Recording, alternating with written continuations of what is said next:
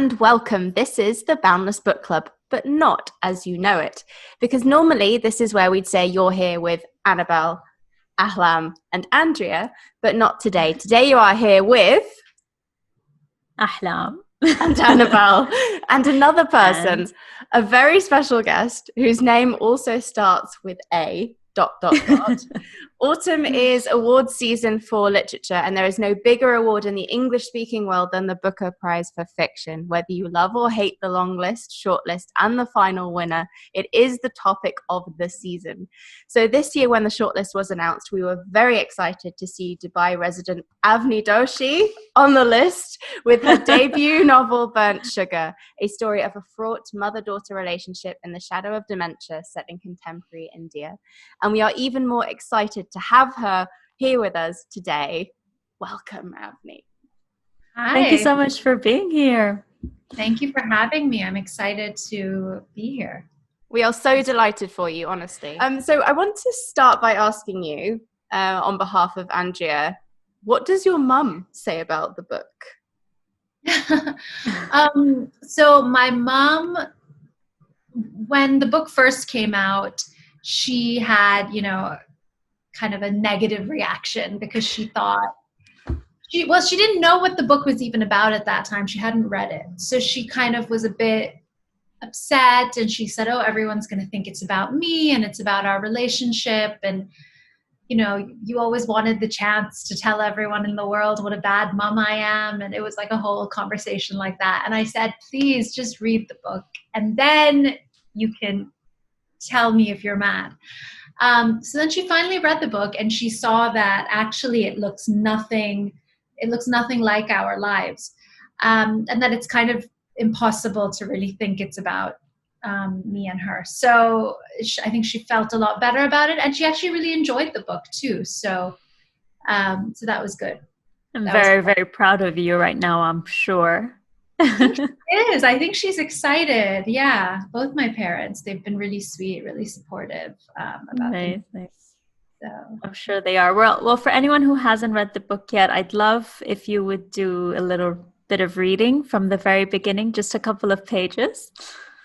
Sure. I've marked 2 sections at the very beginning, so you don't really need any background. I would be lying if I said my mother's misery has never given me pleasure.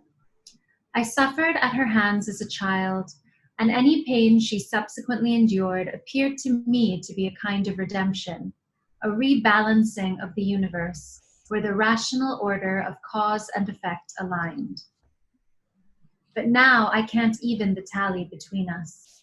The reason is simple: my mother is forgetting, and there is nothing I can do about it.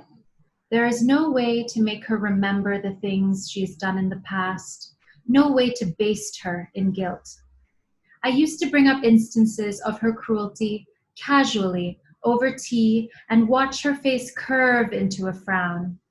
Now she mostly can't recall what I'm talking about. Her eyes are distant with perpetual cheer. Anyone witnessing this will touch my hand and whisper, enough now, she doesn't remember. Poor thing. The sympathy she elicits in others gives rise to something acrid in me. Sometimes I refer to Ma in the past tense, even though she is alive. This would hurt her if she could remember it long enough. Dilip is her favorite person at the moment. He is the ideal son-in-law. When they meet, there are no expectations clouding the air around them. He doesn't remember her as she was. He accepts her as she is and is happy to reintroduce himself if she forgets his name. I wish I could be that way, but the mother I remember appears and vanishes in front of me, a battery-operated doll whose mechanism is failing. The doll turns inanimate. The spell is broken. The child does not know what is real or what can be counted on. Maybe she never knew. The child cries. I wish India allowed for assisted suicide like the Netherlands, not just for the dignity of the patient, but for everyone involved. I should be sad instead of angry. Sometimes I cry when no one else is around. I am grieving, but it's too early to burn the body. Wow. You have such a, we were talking just before you come on, Avni, with Annabelle about like how gifted you are with the way that you write, and you have such a way with words. But I have to say, your voice is amazing too. When you read it, I feel like you should record the audiobook in your own voice. Are you thinking about doing that? No one has asked me. I don't know if my editors like my voice as much as you do. I would be open to doing it. I think in the UK, for example, they wanted someone with a British accent for the UK audience. I think it's probably easier maybe to sell the audiobook that way. But maybe for the US, the book is coming out in the US in early 2021. But again, they haven't asked me yet. So, well, we put it out there now. So if it does happen, you heard it here first on the Boundless Book Club. And I think what I didn't notice at the first time when I was kind of thinking about the book was it's more than just the mother's forgetting. I was also questioning Antara's memory throughout as well, and I was picking up on things where Dilip would confirm something that her mother had said rather than her perspective of the event. And I just wondered how much of that was intentional when you started out. Like, did you intend for the one to be kind of the reliable narrator was Antara, or like were you trying to say that you can't really trust anybody in the story? Like, what was your intention there? Yeah, I think memory is by its nature unreliable, and we're all kind of co-creating memories, and we return to our memories collectively, together, with our loved ones, with our friends. We get together and remember certain instances from the past, and through what our friends and family remember, that again kind of repositions or shifts our own memories, and there's a kind of rehearsal of memory that takes place, but that is also kind of infused with what others remember. And I could probably tell you a complete lie and keep insisting that it was true, from the first time that we met. And over time, I think that would actually become part of your memory as well, part of the way you remembered that incident. And another thing that I was thinking of, which is kind of unrelated, is that trauma and pain affects the way in which we remember. So in the case of Antara, she has experienced a kind of deeply traumatic childhood. Her mother and her father are divorced, and her mother takes her away from her father's house, and they kind of, she's kind of shunted around first in an ashram, which is a sort of terrifying experience for her. And then there's a boarding school experience, I think, which is equally difficult. And I think through these different experiences, she has to survive, and she has to kind of have a form of amnesia, really, in order to make it to the next day and in order to be able to continue on. And so I think, especially with children, but also you see it with adults as well, it's a form of survival, really, is to kind of edit one's memory and reconfigure, what we think about when we think about the past. So I was looking at memory in all of these different registers. I wasn't purely thinking about memory in terms of amnesia, in terms of dementia, rather. It was kind of thinking about it as it affects all the different characters in the book. And one thing that while we're talking about memory, the first memory that Antara has in the ashram, that scene really stuck with me. When you go into the mind of Antara and she's explaining her surrounding as a little girl and what the ashram is like for her. And what made you choose that setting, and what made you choose the ashram and storyline as a part of the book?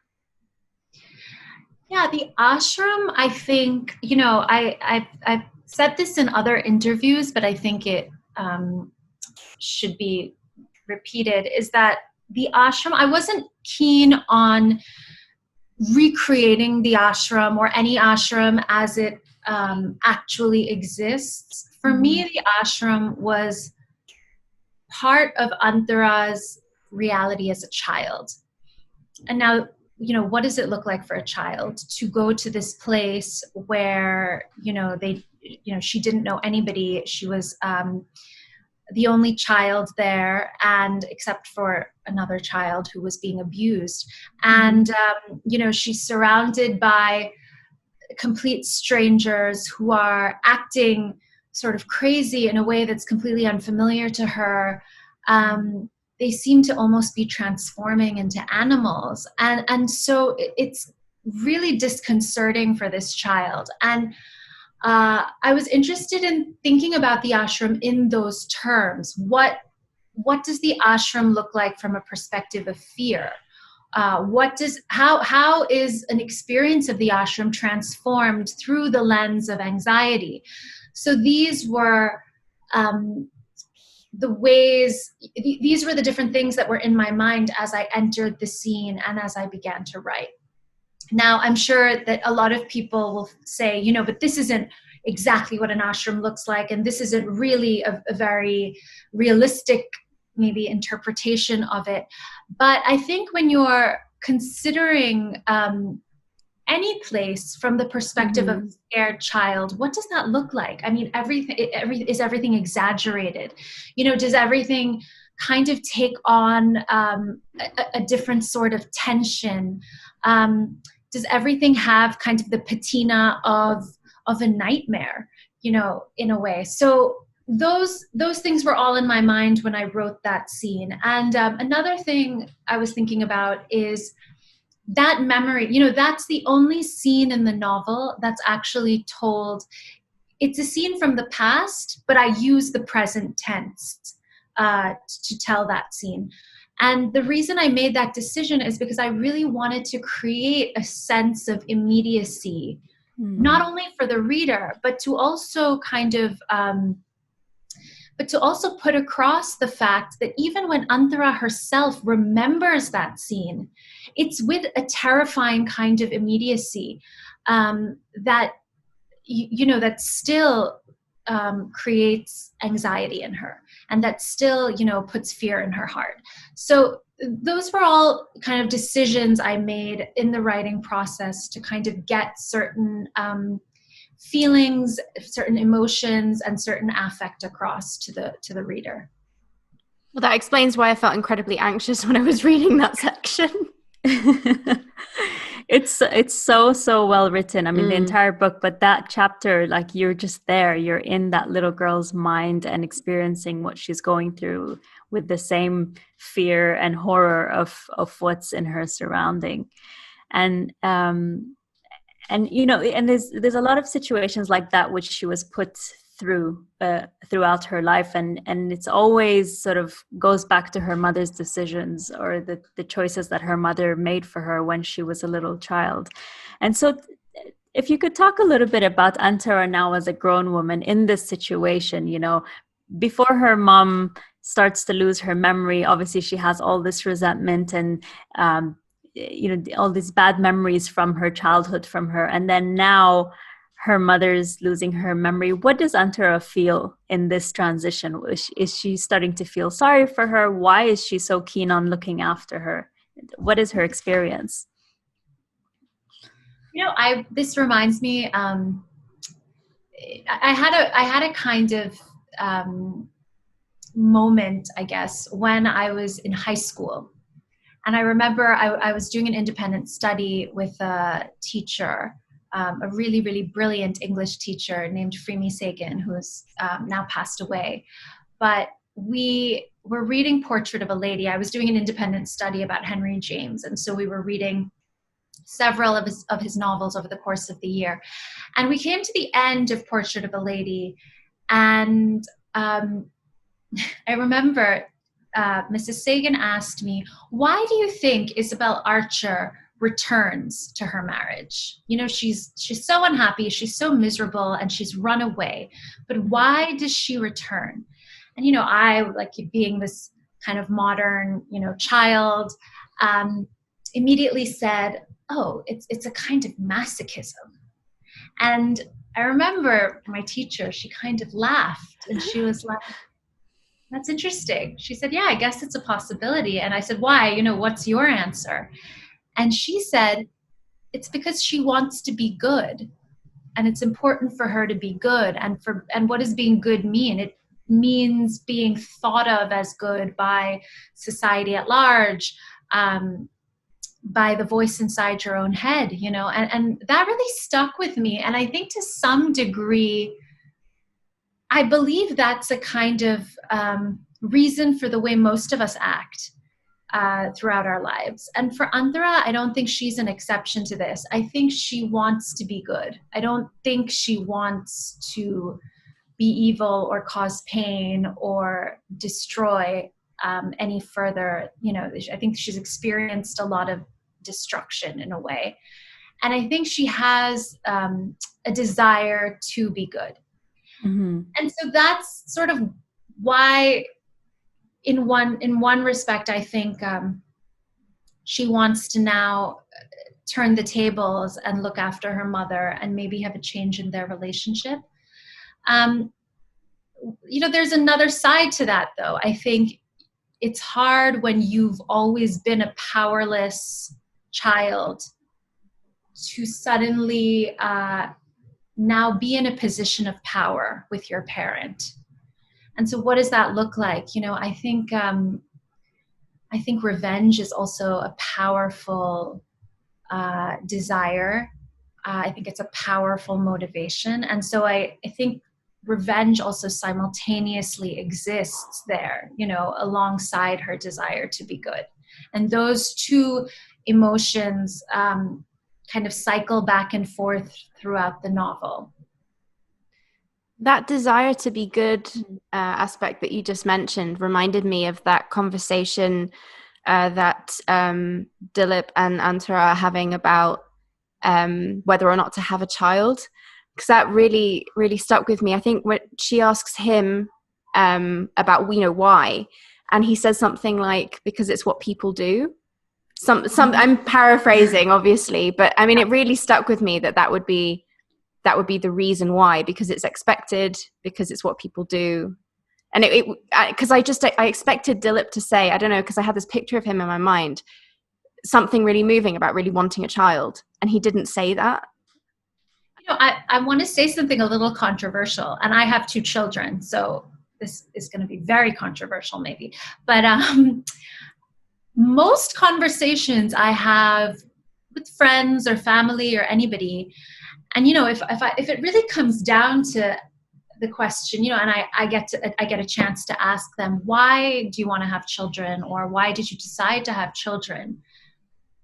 There's often a kind of implicit sense or kind of an undertone to the whole discussion where I really get the feeling that that's their answer, you know, that it's because that's what everyone does, or that's what, you know, that's what I should be doing. So, and this is not to say that, you know, people don't want children or they don't have any desires to have children. But I think if you really ask for a reason, people are hard pressed to give you a reason very often. And that's been my experience. So maybe that's how it also found its way a little more directly into the novel. And it's interesting, Annabelle, you say that, because Avni, you and I have had this discussion about people telling you what resonates with them, and it's very different with very different people. Like what Annabelle just said, it wouldn't have crossed my mind at all in the book, but then there's other parts that really resonate with me. So can you tell us a little bit about what are the different things that resonated with readers that was surprising maybe to you? You know, like I was really surprised at the, it's a very polarizing book. So if I hear, you know, very kind of positive things about one part of the book, I often hear also very negative things about the same part. So it's not surprising to me, but one thing that really struck me was how people reacted to Dilip, actually, to the husband character, because some people really liked him and they thought he was just this great guy and so balanced and so supportive, and and I guess he can be read as that. And then other people, they took something totally different from his character. They found him really bland. They found him to be kind of, he had this kind of undertone of like religious extremism to him. He was, some people said, God, he's really having a kind of identity crisis, isn't he? He's, digging so deep into his past to try and find some way in which to belong, and he's unable to do it.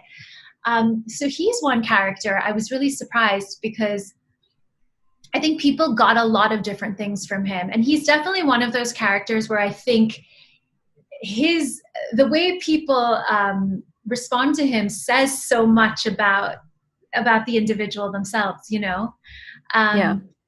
What else? Let me think. There are a lot of parts. I think a lot of people found the boarding school sections very difficult.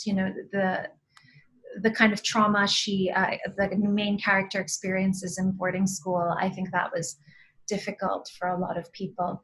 And another thing, the character, she experiences a kind of, a bit of postpartum depression as well. I hope I'm not giving too much of the novel away, but I think that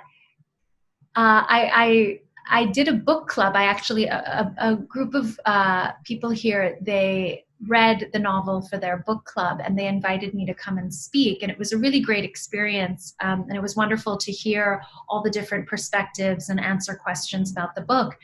But one thing that really struck me was, and it was a group of women, and all of them were really stunned, and kind of, there was even kind of a sort of a feeling of repugnance when we discussed postpartum depression. And I was really surprised by that, because it's a very common thing that, afflicts many women after they give birth. And I think most of the women in that group were mothers. So I wasn't sure what was disturbing about it, but I suppose that maybe it's really not discussed enough, and maybe there's still a lot of stigma around conversations about mental health, especially when it has to do with motherhood and children. So that was another kind of interesting section that people had varied responses to. Yeah. Thinking of a particular part, or was there something what really resonated for you? For me, it was, I think the scenes with the parents were very triggering. Like I found those to be the most intense scenes, and the relationship with the mother, and it's very, and it made me wonder as well, like, because I've read a lot of your interviews, and I know that you have a good relationship with your own mother, and it's not necessarily out of personal experience that you're that you write this, and it's you write it in such detail with such insight that it makes you wonder, like, where does that even come from someone who themselves has isn't in that situation, or has a good relationship with their parents. And it's I feel like I learned a lot about complicated relationships from reading this book, and I know it's fiction, but I just feel that way. No, that's such a nice thing to hear. Thank you so much. I think one of the ways I like to write into some of those scenes is, you can even take a moment that really happened. Like I could even take maybe a small argument with my husband. And then if I just kind of sit with that for a while and kind of try in my mind to take it deeper and deeper and deeper and see where it goes, when I say deeper, I don't necessarily mean to get more kind of, to get deeper into the argument itself, but kind of move to a more essential place, and kind of pare down the fight. What is the fight really about? Is it a power struggle? Is it about trust? Or is it about, whatever it's about? And I find as you pare things down and kind of take away, I think we all add a bit of surface material to things when we have fights. And if you start to really strip that away like you would, or even peel it away like you would an onion, I think you get to these kind of essential core issues. And then I take those issues and build on top of those in a different way, in a way that kind of makes more sense to my character. And so then I feel I've actually hinged this kind of fictional moment on something true.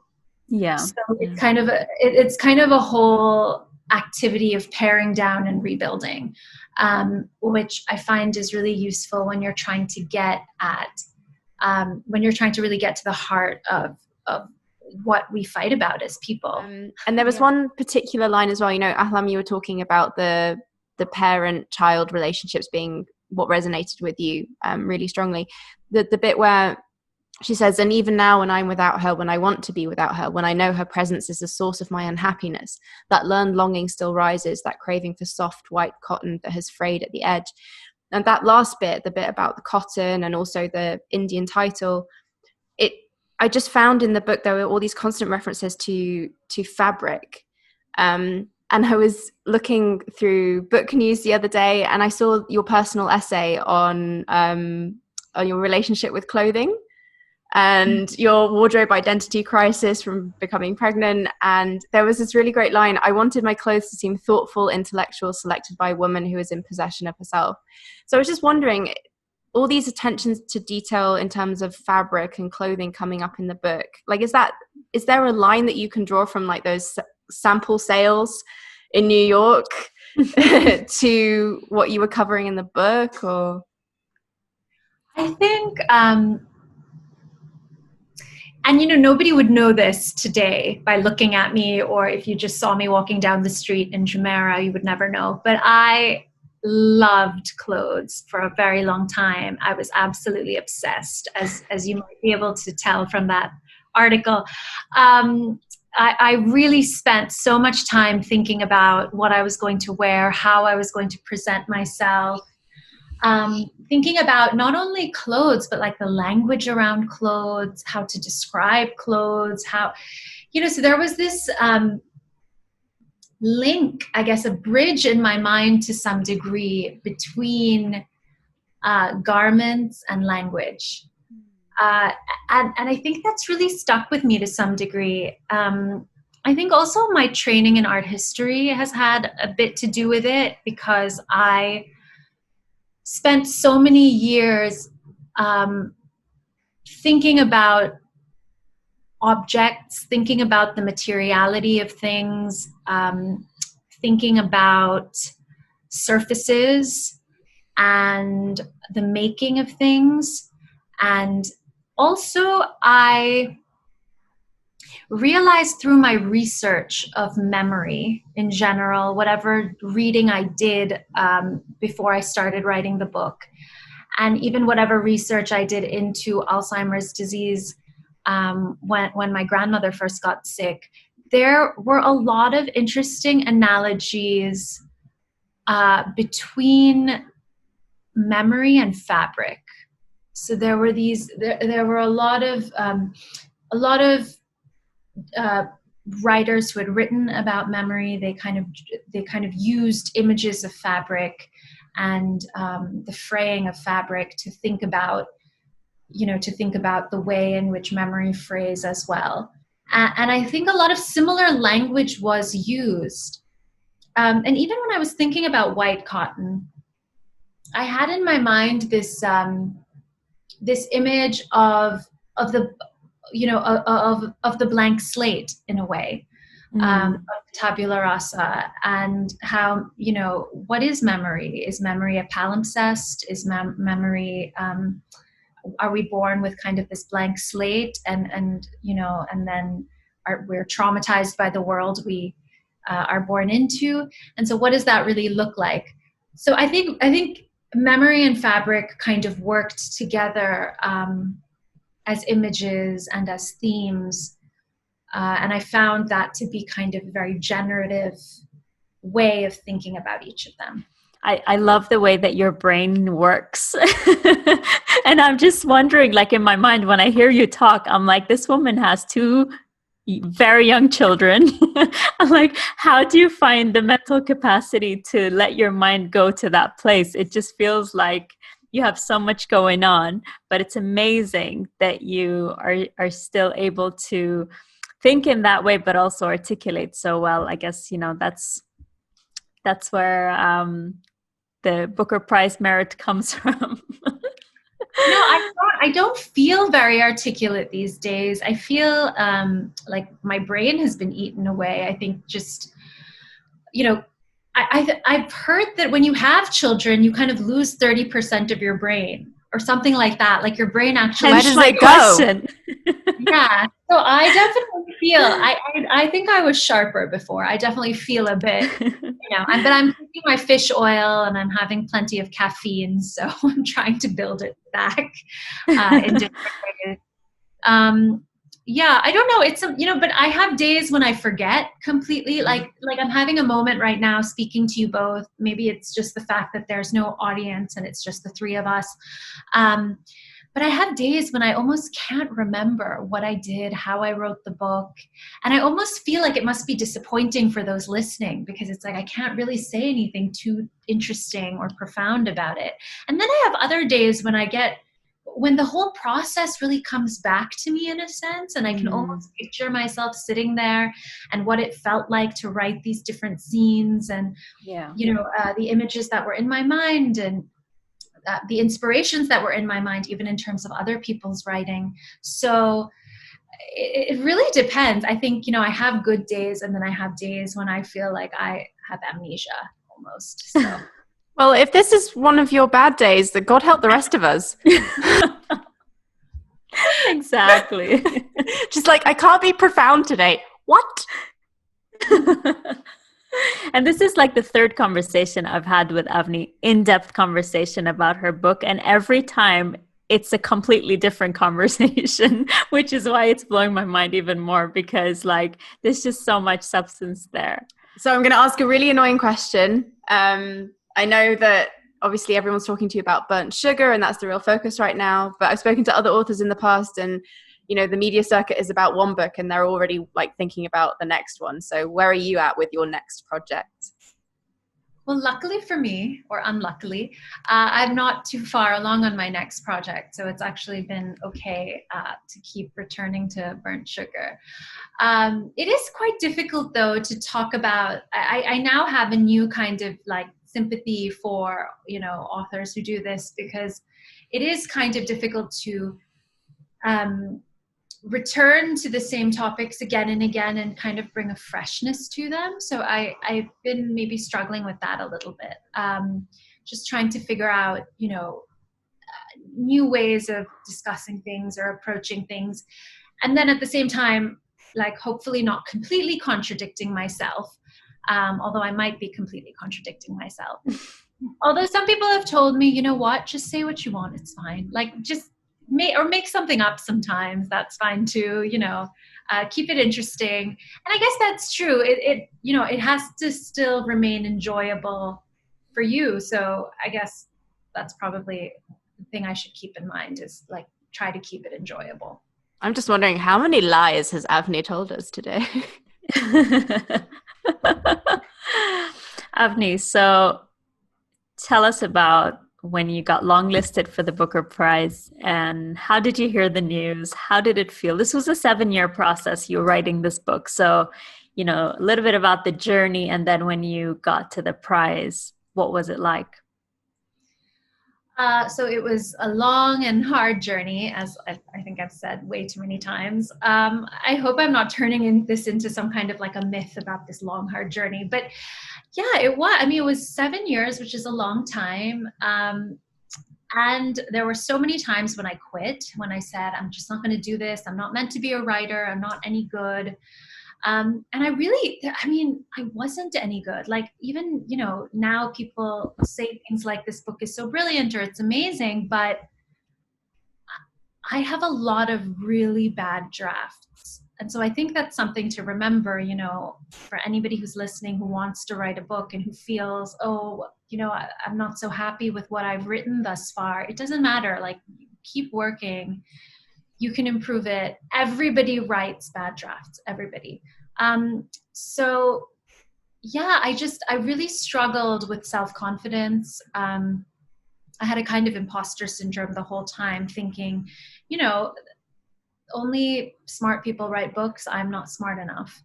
And I'm also kind of afraid of rejection. So I didn't want to go through the process of being rejected, but I kind of had to muster the courage to tolerate that as well. So it's hard. I think, anytime you make a work of art and then you put it out into the world for it to be judged, it's kind of difficult.